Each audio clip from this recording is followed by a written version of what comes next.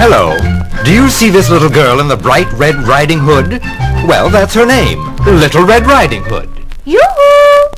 Little Red Riding Hood, where are you? And that's her mother. Here I am, Mother. Oh, that's a good girl.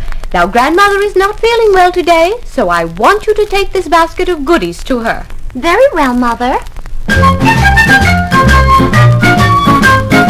So Little Red Riding Hood skipped off down the path through the woods to her grandmother's house. But somebody else was also in the woods. The wolf. Hello, little girl. What do you have in the basket that you could share with the kindly old wolf? Just some goodies for my grandmother, but I'm afraid that every one of them is for her. And off she skipped down the road. But the wolf had other plans.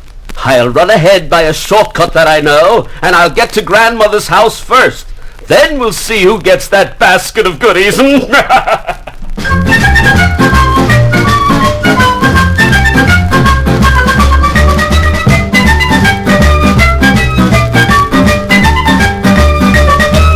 And the wolf did indeed get to grandmother's house first.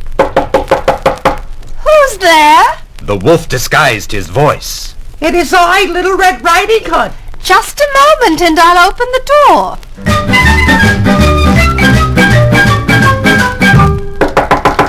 This time it was the wolf who was in the bed, disguised in grandmother's nightgown. Who's there? It is I, Little Red Riding Hood. Well, come right in, my dear child. The door is open. I hope you are feeling better, Grandmother. Look, I have bought you this basket of... Why do you look at me that way, child? Excuse me for staring, Grandmother, but very big eyes you have. All the better to see you with, my dear.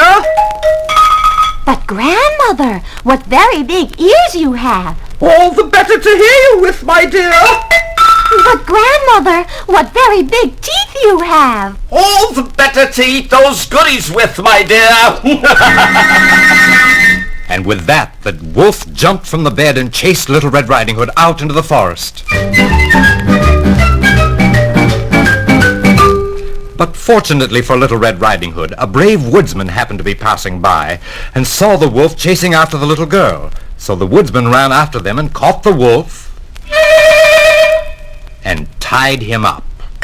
The woodsman and Little Red Riding Hood returned to the house and released her grandmother from the closet where the wolf had locked her up. You have both been so kind. You must stay and share these delicious goodies with me. So they did.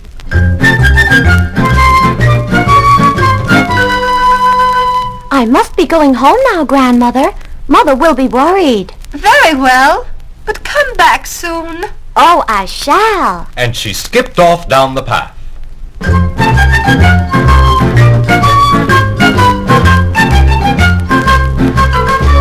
And that is the story of Little Red Riding Hood.